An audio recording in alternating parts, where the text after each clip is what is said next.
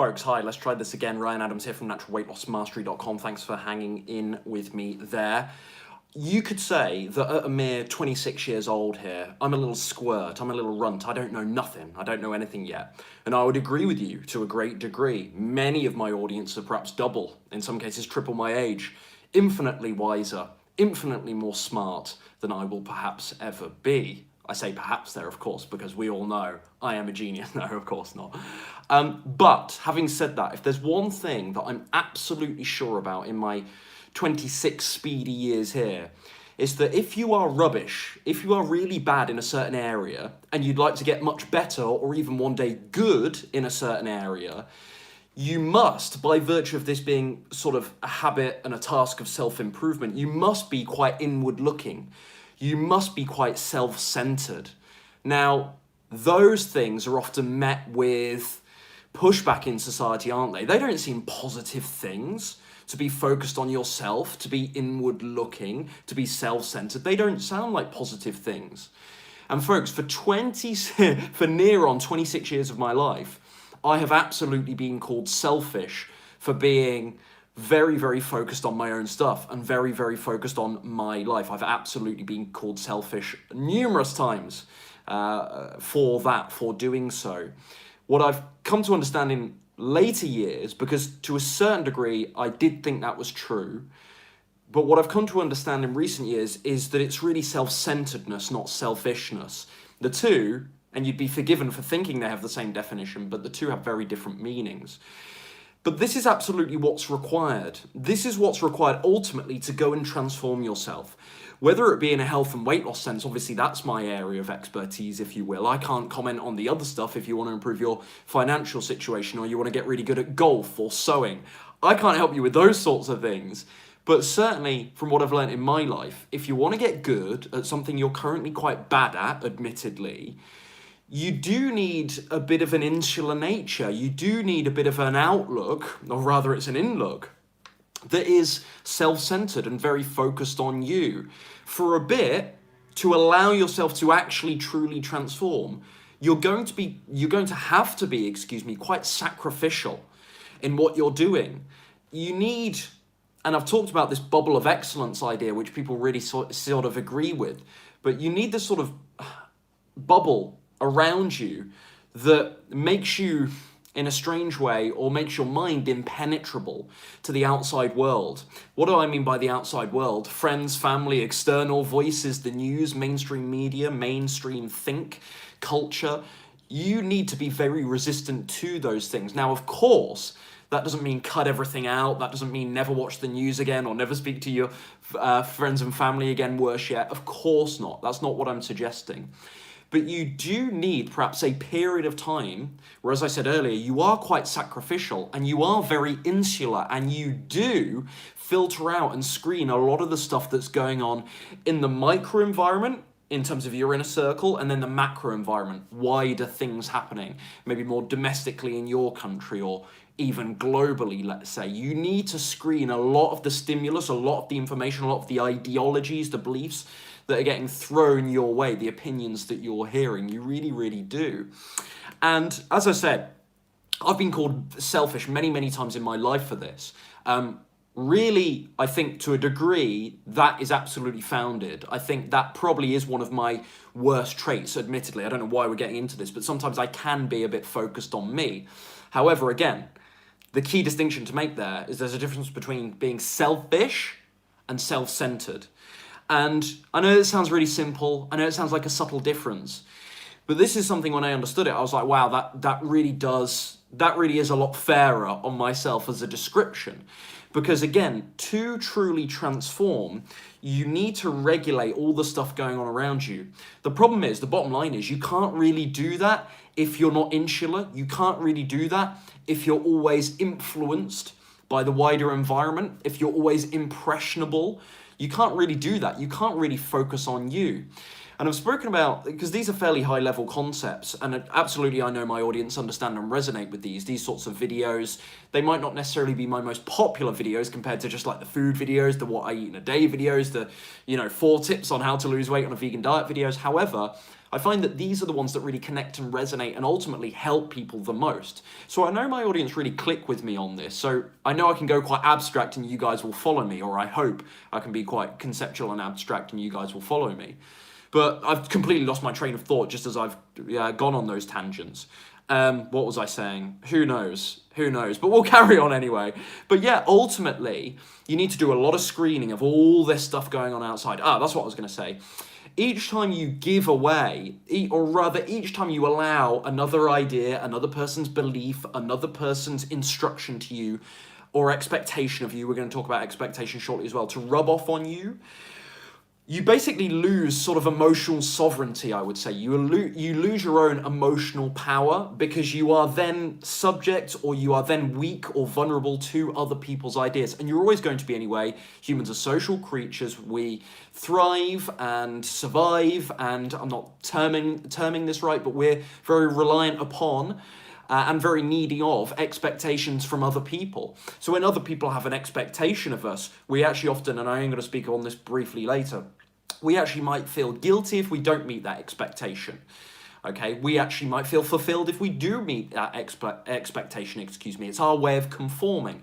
And again, we're social creatures, so as independent as you might think you are still subject to this stuff, okay? That's definitely a mistake I've made, very naively thinking I'm a really independent person, and it kind of might be true comparatively if I compare to other people. However, I'm still at the influence I'm still at the influence of, expectations of other people for sure, because I'm a human being. That's what we do. And so this is, again, simple stuff, folks, but very, very profound. I hope you're following me on this. Let me know in the comments or the chat if you are. But I suppose the bottom line, I'm all over the shop with this as I'm trying to sort out my thoughts. And I do have some notes today, but I've binned those off apparently.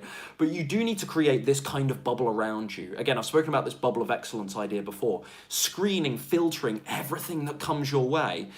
And really looking introspectively at what you need to do here to handle your business. That's a good little mantra here. You've got to handle your business. And you can't do that if you've got too many eggs in different baskets. You can't do that if you're subject to other people's expectations, stories, and thoughts of you, which again, as I say, I stress, you're going to be to a degree. You can't stop that altogether. You can't make your life so insular that you never interact or speak or think about other people as well, because even if you don't speak to other people, you're thinking about other people. It's hardwired in your psyche, really, absolutely.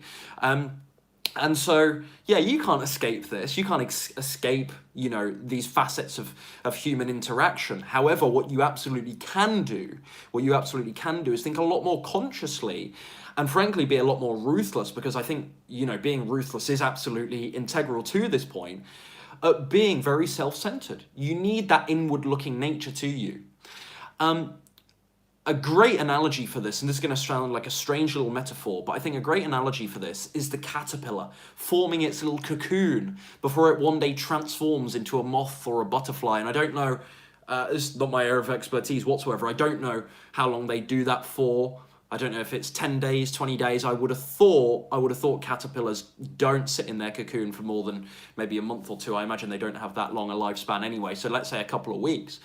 For you, it's more realistically going to be a couple of months, but you need this sacrificial period of time, folks. You absolutely do, where you create this little bubble, where you are saying no to some of the things you said yes to before because they hold you back. Hi to everyone just joining me in the chat here.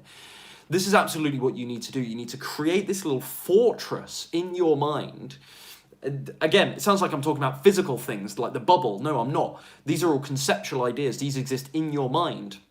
But maybe they are very physical, maybe they are very tangible. Maybe you do need to kick out your housemate who's a terrible influence because they're drinking beers every weekend and ordering pizza all the time. But, of course, practicality-wise, that's not always doable for everyone.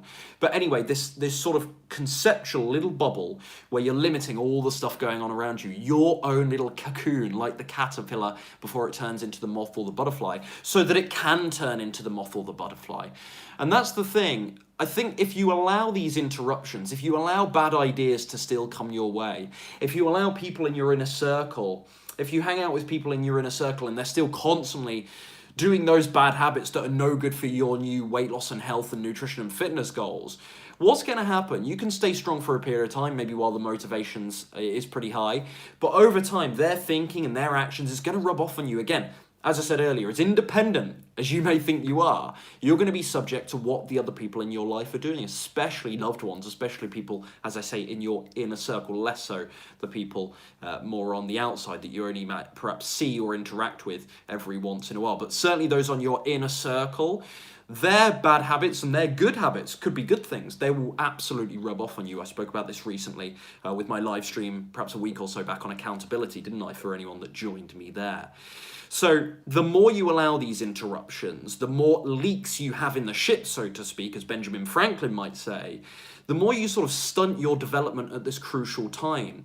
Later on, if you're at the stage like I'm at now, where it's very much on autopilot and maintenance, and I really trust myself around food, and I know that even if I do make a mistake, I'm back on track from the next meal, and I have this really program now into my identity, my belief system, my value system, and so on. It's very habitual too, of course, for me now, and I've had that, big gut bacterial change. I've had the taste bud change. I've been through the quote-unquote stuff. I was going to say another word there, you could guess. But I've been through the hard work. I've been through that internal transformation. I mean, it never ends. But I've gone over the hump, so to speak. I did many years ago. But now it's very much on autopilot for me. So I can have interruptions. I can hang around. I don't wish to all that much. But I could hang around with a bunch of people who aren't that health-minded, who aren't weight loss focused. And it wouldn't really affect me too much. But I'm now a beautiful little butterfly. You might not be at that stage. You might be that ugly little caterpillar. No, the caterpillars are still lovely. But you get my analogy, you get the metaphor here. And this is what you just need to be very, very careful. You need to micromanage your life in a way whereby you're protective over these things, by being protective of your weight loss endeavors, because at this stage for you, they're very fragile. For me now, they're robust. For you as a beginner or intermediate, they're still quite fragile. They're still quite sensitive, okay? They're still quite elastic to the outside world, if that makes sense. My stuff is handled, my stuff is inelastic because I've been doing this for so long. And again, not to be braggadocious and go me, because I've been exactly where you are and I know what it takes. But I'm just illustrating that later on, those interruptions, the bad ideas, you'll be a lot stronger in what you're doing. They won't hurt you, they won't rock you as much. But right now, if you're really struggling to stay on that diet for more than 7 days, if you're really struggling to go on that workout program for only a couple of weeks at a time, and then you go off track, and it's months and months before you get going again, and you're sort of spending your year, there's like 3 or 4 different phases in your year where you're losing weight or gaining weight, losing weight and gaining weight. I know many people can resonate with this. I absolutely can. And so, yeah, I really think that there's no set time of this, but certainly I think that first 3 to 6 month or so period is very, very crucial. And this is, as I say, where you do need to be self-centered. You do need to be insular. And as I said, you're going to get called names for this. You're going to, quote unquote, let people down with this. What I really mean by let people down, you're not letting people down. You're letting yourself down if you don't capitalize on this stuff and you don't take action on your health goals. That's who you're really letting down. But what you do is let other people's expectations of you down sometimes. When you don't turn up to that party, when you go on less nights now, wasn't that difficult. Go on less nights out. It could be a tongue twister. It was quite tricky, actually. Nowadays, you're going to let certain friends down. You're not going to have that pizza night. Or if you do turn up to pizza night, you're going to rock up with your nice little chickpea salad or whatever it is. And that is, even though that really doesn't, in the grand scheme of life, that really doesn't affect other people. What you do, it really doesn't affect other people. I suppose the obvious stuff there is apart from your family. But it doesn't affect other people all that much, or as much as they might let themselves believe. They don't have to be happy or sad because of exactly what you're eating if you're not eating the exact same thing as them. However, this is not how expectations work, okay? People will perhaps be a bit funny with you for this sort of stuff. But as I say, early on, you are so sensitive and you are so fragile, no offense, but you are, and I've absolutely been there, that you cannot afford, you just cannot afford to put yourself in that many situations where there's temptation or where there's a potential mistake or slip up. And that's why I say those initial 3 to 6 months are crucial. I had a conversation with one of my clients yesterday, and they're asking me about eating out on my coaching program, whether they're allowed to do it, what the rules are, so on, what advice I had for it, and so on. And basically I said to them, look, as a general rule, I say that my clients are permitted to eat out maybe 6 meals, on the 90-day program. And I'm not going to get into why the magic number is 6 there. I mean, there isn't anything, magical about that number 6. It's just there is reasoning behind it, but not the exact number 6. But anyway, I typically say 6 months in my 90-day program. However, it's amazing actually. I would say more than maybe half, slightly more than half of my clients will actually turn around when we have a conversation about this and say, Ryan, you know what? I'm just not going to do it. If it's integral to my success, I'm just not going to eat out. And I absolutely love this idea because right then, at that starting point, you are sensitive, you are fragile. As I say, I can now eat out once or twice a week as I do, and it doesn't cause me too many issues. Well, it very rarely causes me an issue because I'm back on track for the next meal. And also, it's worth me saying, when I eat out, it is absolutely not what it would have used to be years ago, where it might have turned into a binge, or it might have been, lots of dessert and maybe a beer on the side or whatever. Like, it absolutely is not that anymore for me. It's a lot more manageable. It's a lot more healthy. It's a lot more sensible, I suppose, is probably the best word. In moderation, which, as you guys probably know if you're an OG subscriber, I hate that sort of everything's balance, everything's moderation. I hate all that stuff. But it is a lot more moderate than it perhaps once was in the past, where it was a real treat and then I would go crazy with it. So again, but I've been doing this for years. That's the difference. And so if you are just getting started, then maybe it's worth you saying, look, I'm not going to eat out for the next couple of weeks or next couple of months, because I do get people and they come on board with me and they're eating out maybe twice a week. And I say, and maybe a natural stepping stone as their coach is for me to say, you know what, let's take this down to once and let's make it a bit more health conscious when they tell me what they do usually when they eat out. Even if it's something vegan, maybe it's a vegan burger they're having, so I say, okay, next time you're going to do this, this, and this instead. This is a much better option, okay? And maybe cut it down from twice a week to once a week. And maybe we make an agreement like that. But as I say, often when I have this conversation, clients will turn around to me and they say, you know what, Rai, if you think it's best, I think let's just get rid of this altogether, because I can't really trust myself right now. This is what my client said to me yesterday, and I thought it was a genius way of putting it. I can't really trust myself in that situation right now. And I thought, yeah, absolutely, fair enough. I mean, one day, I want you to be able to do that. So this isn't really the ultimate solution for you to never eat out again, because it's not realistic, it's not practical, and it's not fun, okay? One day you do want to eat out. One day you do want to enjoy yourself a little bit. That doesn't mean go crazy, even if you keep it really healthy, but you don't want to be restricted in that sense. We've got to live life. It's 2020. And so, it's what I mean by it's 2020 is like people eat out more than ever. So it's unrealistic to think that you'll never be in a situation where you have to grab some food out and about or attend a social function or something like that. So you've got to be able to do it one day. But right now, maybe you don't feel that confident. Maybe you don't trust yourself to go and pick a nice salad rather than the vegan burger, to say no to the dessert, to say no to the drinks on the side, the wine, the beer, the lager, the shots, the whiskey, whatever it is. Maybe you don't feel strong enough to say no to those things. And so you don't put yourself in that situation. And by detaching from that thing altogether, it's amazing how strong you can become in time. And then when we reintroduce that client to the environment of eating out, and I've got so many screenshots of messages on my phone to prove this from my clients, they often, if not always, but it's very, very often say, Ryan, you know what? It wasn't what I remembered it to be. It really doesn't mean that much to me anymore. My taste buds have changed so much. I've changed so much. I really don't feel the need to do that anymore. And I went out to eat and I did sort of enjoy it. But you know what? I kind of prefer what I'm cooking at home right now. And I don't like how weak I feel when I do look at that menu. And so a lot of people, this is a great tip for those of you who are hooked on eating out right now. You're eating out several times a week. Just commit to a month without eating out, and then when you might be surprised when you need to do it right, but when you reintroduce yourself into that environment, it's amazing how strong you can be, and that's worth mentioning too. So if you are struggling with eating out, a bit of advice for you there. But back to the point here, I can't remember what the point was, but those initial couple of months are crucial. So when my clients turn around to me and they say, right, you know what, maybe it's best if I don't eat out, I'm in full support of it for a number of reasons. But first of all, so they can truly transform, because sometimes this is what folks don't actually realize. Because a lot of people get really worried when they have one bad meal, like, is it going to mess up my whole results for the day, for the week, in terms of weight loss?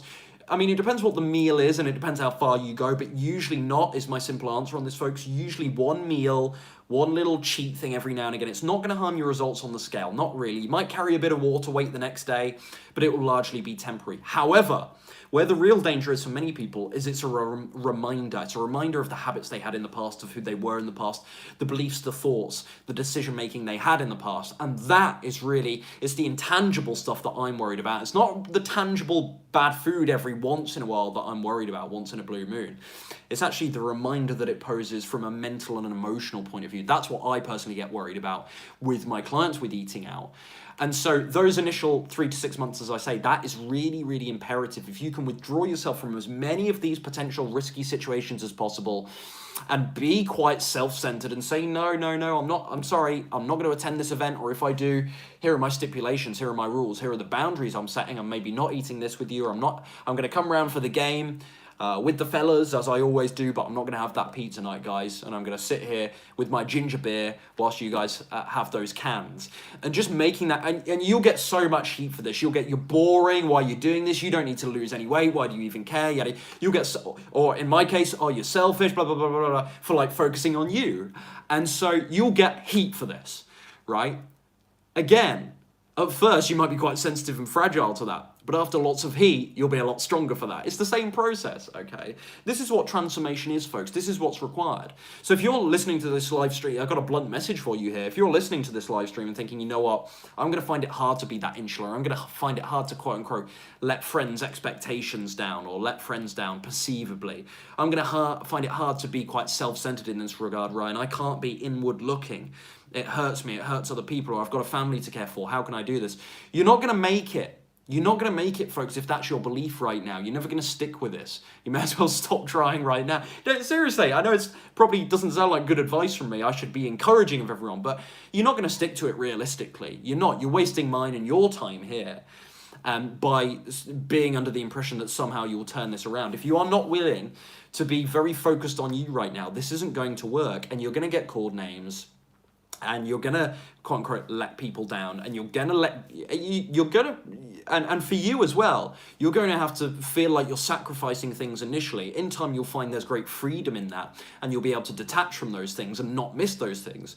But initially, you'll probably get some internal resistance, like, oh no, I don't have movie night now, or I don't do this, or I'm not doing this anymore, or I'm not having that so many Netflix nights now with my girlfriend, boyfriend, whatever, because I'm gonna work out in the evenings. And again, it's gonna be tough. With me, I said no to so many things. I still do now sometimes. Meals out. I'm not going to go in depth with the story, but there was once a colleague's leaving do that I didn't actually attend. And you know, actually, when I think back, I think, oh, that's pretty tough. That's pretty harsh. But right in the place I was in at the time, I just remember that was a no-brainer to me. I was like, I can't risk this. Now it wouldn't be an issue. You don't always need to do things. You don't always need to do those things. You don't always need to say no to everything, as I say. But at the time, I somehow inherently knew that that was going to be paramount to me. I didn't want to mess up. I didn't want to screw up early on. And so I said no to going to that colleague's leaving do, which, yeah, in hindsight, and I remember being made to feel quite bad for that. I was very resistant to it because I knew what I was doing was right for me. I knew I absolutely had to do this. And I knew I was going to, you know, send this colleague off in my own way onto the other things they were doing in their life. And it wasn't integral for me to send them off in the way I wanted to. It wasn't integral that I needed to be there. You could then make the argument, well, it's not about you, it's about what they wanted, and maybe they wanted to celebrate with everyone in one setting. And fair enough. But that's what I mean. It's that, you know, self-centeredness versus selfishness. It depends how you take it. It depends how you perceive it.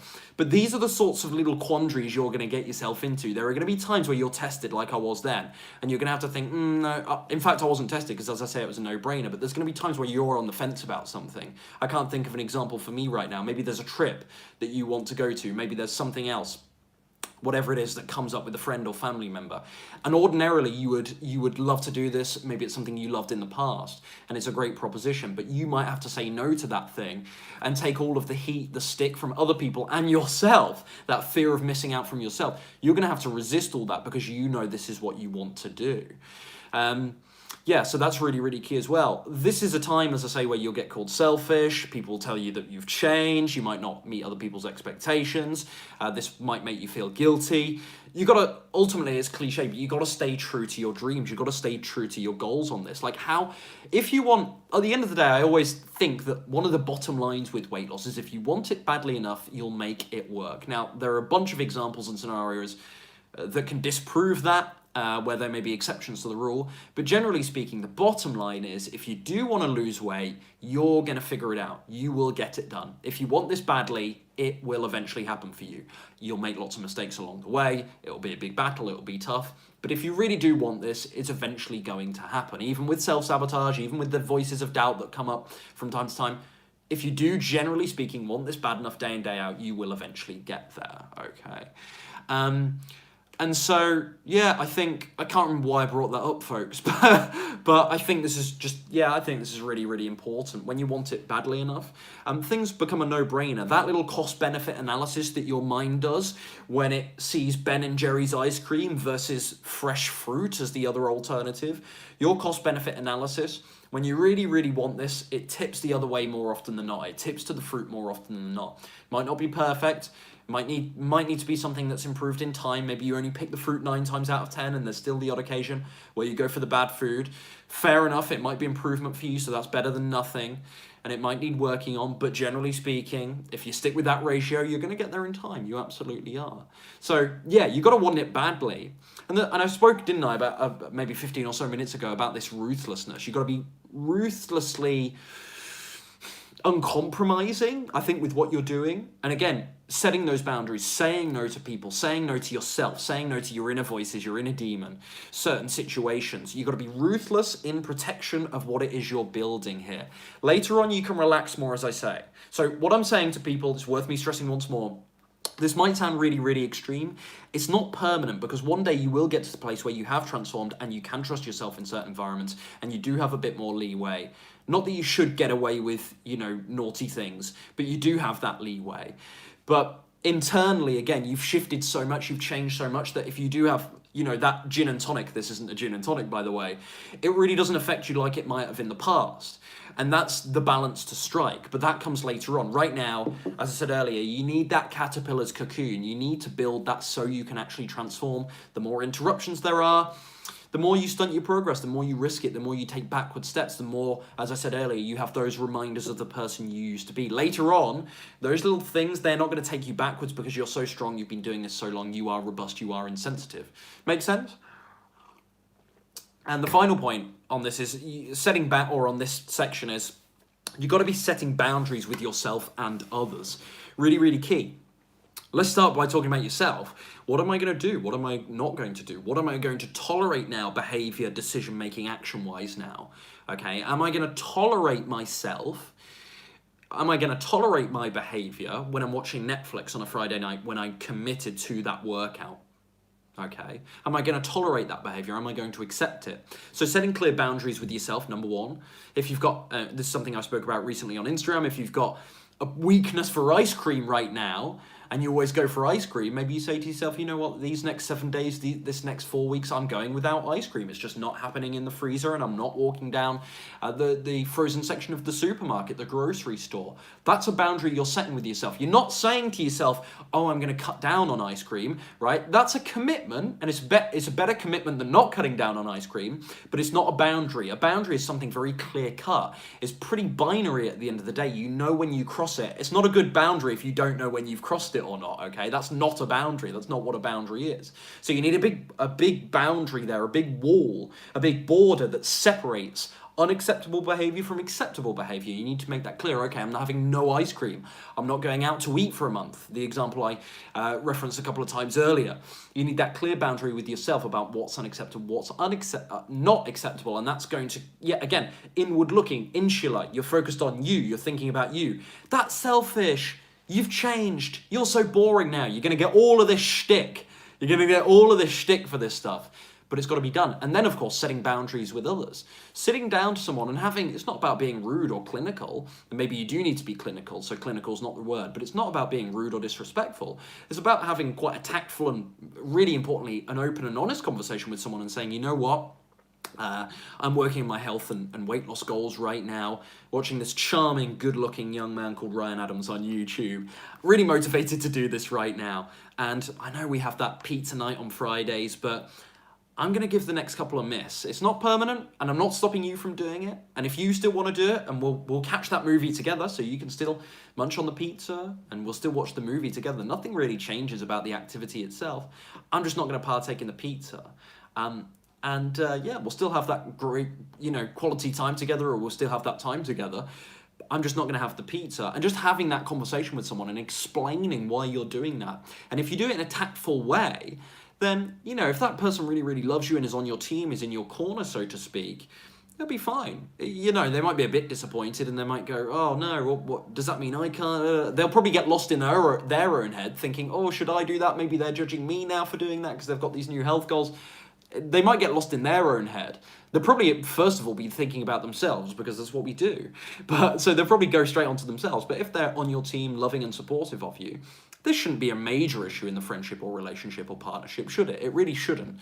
So you would hope, anyway, you would think. So yeah, set that boundary with yourself. Set that boundary with others. Say, you know what? I'm still going to eat out. That drink we meet up for every month for our catch-up. I'm not going to do the next one. I'll be back for March or I'll be back for December. I've lost the time of month. What month are we in? October. So I'm not going to do this month in October, but I'll be back for November. So I'm just going to call this one quits. Just say to that person, if you want to do something else, if you want to take the dogs for a walk together or whatever, let's do that. But that drink, I'm just going to pass on it. I'm working on this right now. Say it in a calm manner, say it in a respectful manner. And then the line that I've given in YouTube videos before, and this is a genius line. And by the way, I'm no friendship, family, relationship expert, folks, but I love this line. But I have spent some time, managing in the earlier part of my life. Not the earlier part of my life. In an earlier part of my professional life, I've spent some time managing people. So not to sing my own praises too much here, but there's little tips and tricks you learn doing such about how you should interact with people. And I think one of the things to really get people sold and on board with difficult ideas that they might not always agree with is, look, I know you might not resonate with this. I know this might seem quite sudden to you that I'm focused on these health and weight loss goals right now. But it would mean the world to me if you were on board with me on this, if you supported me in this. You don't have to do what I'm doing. There's such a good line. Such a good line for this. I give all my clients this line. You don't have to do what I'm doing, but it would mean so much to me if you would support me in this. Okay, if you could have my back with this. Again, I love that line. You don't have to do what I'm doing, but I'm just not going to have that pizza with you on Friday night. I'm just not going to have it. I'm going to eat my own thing, but I'm going to eat with you. We're still going to have that great time. And I'd really, really appreciate it if you could support me with this. What's brilliant about this is you're sort of, the best metaphor is you're throwing them a bone. You're throwing the dog a bone because you're literally telling that person how you like to be treated, and if they do this, you'll like them more for it. Look, I'd really love it if you were on my team with this. Yeah? So in their mind, they're thinking, wow, this person is giving me the template for how they would love me even more, okay? How they would like me even more, how we could have a better relationship. They're literally telling me how to treat them so we can improve our relationship. So that's a good move as well. Now, of course, on paper, this all sounds wonderful, but we all know humans are emotional, humans are tricky, there are egos involved, there are stories involved, maybe there are recent arguments and there's tension and so on and so forth, or conflict or outside factors. So, when you sit down for these conversations, maybe they don't go as smoothly as I'm making them sound. But I generally think if you go in honestly and you go in tactfully, that's the important thing as well. You don't go in as a bulldozer and you say, look, I'm really focused on my health right now. It really, really means a lot to me. I tell all of my clients to name drop me. I tell all of my clients to say that they don't have to say my name. Name drop's not the correct term. But the line I get my clients to often use is, I've hired a coach. I'm working with a coach right now. I'm really taking this seriously, so I'd like to really use this time, use my investment wisely here. And as a result, maybe I have to say no to a couple of the things that you and I usually did together, or the foods we usually ate together, or maybe those movie nights. Maybe there's one night a week where I'm going to go and work out instead of having movie nights, and we'll just have to do it once a week instead of twice or 3 times or whatever it is. And setting that boundary with the other person. So 2 boundaries you've got to set. Well, a bunch of boundaries you've got to set, but 2 sets of them. 1 with yourself, 2 with other people. Really, really important. Worth me saying again, because I know this is kind of conceptual. I know this is an abstract topic. I know some people will be tuning into this and they'll tune out straight away because it's not my 4 foods for weight loss or anything like that. I know that's what people really, really like overall. That's the popular stuff. But as I say, this is the really important stuff and the stuff that tends to connect with people most of all, out of all of my content. What I'm teaching you today, it's an attitude, it's an outlook, rather an in-look, as I said earlier. It's insular, self-centeredness, inward looking, introspection. Taking that time for yourself, creating this bubble so that you're limiting what's coming in, the stimulus, the information, the opinions that you're hearing, the expectations, the stories of others that you're subject to. Okay, you've got to put a bit of a shield up to that stuff sometimes. And I'm not saying don't let anything in, just be a lot more selective with it. Screen that stuff, filter that stuff out, the horrible, unnecessary, harmful stuff anyway, that is a direct contradiction to what you're working on here with your health and weight loss endeavors. So again, there's no real action step from me today, folks, but I just want to sell you once more on why this is so important. Because ultimately, what I'm teaching you is how to think, an attitude to go forward with.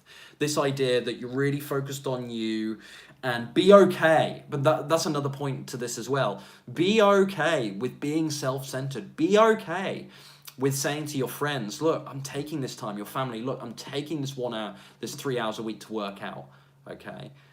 I'm adding this into my schedule right now. Look, saying to your partner, look, I'd really appreciate it if I know this is the time where we maybe usually hang out with the kids together, but if you could watch the kids whilst I have this 35 minutes on my Peloton bike, I'd really appreciate that. Or I go for a walk, or I get my strength workout in, I just really appreciate that right now, okay? And just having those sorts of honest conversations, setting those boundaries. Again, it's an attitude, not an actionable step, but this attitude is going to allow those action steps to follow, the correct action steps to follow and actually last. Does that make sense? Often, again, what I talk about is how the mindset, your beliefs, and mindset is a very big topic. There's lots of stuff involved in that. So we can think of things like habits, beliefs, actions, thoughts, and so on. These are the things that affect actions later on down the line. They really are. And so you need to get this right to get the actions right. You can do the actions for a while, but if this isn't right, it's never really going to stick. It's never really going to last. And that's why I like a multifaceted approach to weight loss. And that's why I do talk about exercise, and I do talk about nutrition, and I do talk about mindset. And I try to cover them as equally and fairly as I can, as I haven't explained that well, but I like the degree to which I teach on those subjects, on each of those subjects, is a direct representation of how important they are. There's a reason why I don't make that many exercise videos, but I still do make some exercise videos, if you get what I mean, because it is important to weight loss, but not as important as nutrition. There's a reason why a lot, perhaps the vast majority of my videos are about nutrition, because measurably, when you start fixing your nutrition, that's the biggest factor that impacts weight loss. There's a reason why in the past year or so, I've done more and more videos on mindset. It's because as I get deeper into this, I realize how much my clients need help with their mindset, and therefore how much my audience, because my clients are a direct representation in many cases of my audience, how much my wider audience needs help with the mindset. So that's why the content I produce, the teaching I give on each of those subjects is a direct reflection of the esteem in which I hold, the importance in which I hold all of those subjects in. Does that make sense? So if you see me covering mindset a lot, it means that I think, you don't have to agree, but it means that I think mindset is really important for weight loss for my audience right now. Does that make sense? So, in other words, you need a multifaceted approach to weight loss. And if you get the mind right, you can get the exercise right, and you can get the nutrition right, and you can get those things right more effectively with less resistance. You can knock those things out of the park with a lot more conviction as well. You can stay on track. You can be more consistent with those things. You can excel with exercise and nutrition when the mind is right. So yeah, I know this is abstract from me today, but I hope you get and I hope you see how our actions stem from that. So this inward-looking attitude, being a little bit insular here, being a little bit self-centered, focused on you right now, handling your business so you can be a better person for your sake, and then for your friends, your family, your community, your company's sake, whatever it is.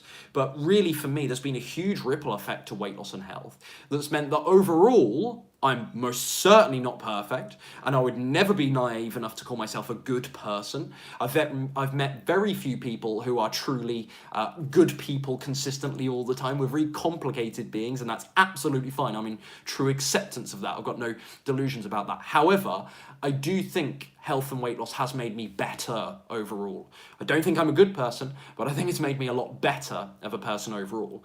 And so really also accepting that when you heal and fix you, you can take care of others and handle life a lot better for people around you. And there's an added benefit of that too. So really, the final point is just being okay with taking this time for you, because you know you want this to happen, and not letting other people's pressures or expectations, society's pressures, affect what you're doing, affect your dreams, your goals, your aspirations with health and weight loss all that much. Does that make sense? So yeah, to a degree, as negative as it can sound, I'll finish on this, you need to be self-absorbed. You absolutely do. And that's why in many cases I've been called selfish, which I get. And again, I think to a degree, it's probably true. Sometimes that is one of my worst, I would say, character traits. But you do need to be, on the flip side, you need to be invested in you. And if you're not self-absorbed sometimes, you can't really be invested in you. You can't really master yourself. Truth be told, and this to some people is going to sound crazy, but sometimes to master a certain area, to truly transform, you need a bit of ignorance. You need to lock away the outside world, and you need to really focus on you and be quite blind to other things, or deaf to other things happening in the outside world.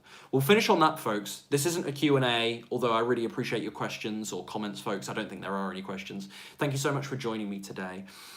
Final little pitch from me. If you do want some help with weight loss, and you are interested in having someone help you with the mental and emotional side of weight loss, which is, as many of you know, mental and emotional rewiring is one of the 3 main pillars of my coaching program. So if you are looking for some help with this, and of course the nutrition, the exercise too, and you would like to lose your first 20 pounds in the next 90 days, I should stress this isn't for people at the latter stages of weight loss, the more advanced stage. If you right now would like to lose your first breakthrough 20 pounds over the next 90 days, you can apply to learn more about my coaching at the link down below. Fill out your questions there, fill out your answers there, and we'll chat and we'll see if you're a good fit, see if you qualify for that program. So the link for all of that is in the description down below. For books, meal plans and whatnot, you can head over to naturalweightlossmastery.com. Thanks as always for your time, folks. I know this was conceptual today. Let me know in the chat and the comments if you found this useful. Really value your feedback. Thanks all. Take care. Bye-bye.